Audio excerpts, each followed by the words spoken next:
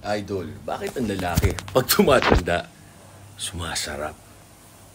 Okay, ito yung isa sa mga theory ko.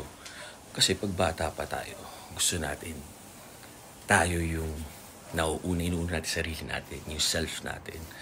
So wala tayong, medyo selfish ang tawag doon, di ba? Or yung sarili natin kasiyahan or gustong mangyari yung mangyari. Pero once matured na yung lalaki, ang mahalaga sa isang lalaki, napapasaya niya yung partner niya.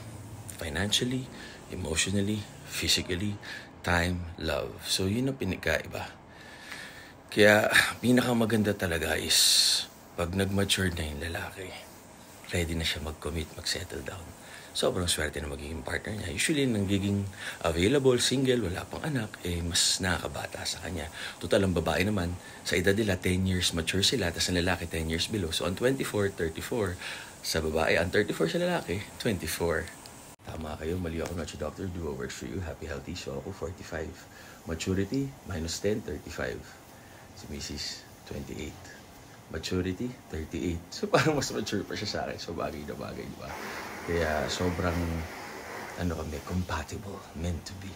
I hope mahanap nyo rin yung special someone nyo. Itong sinasabi ko, hindi naman ito mag-apply sa lahat. Pero, general population.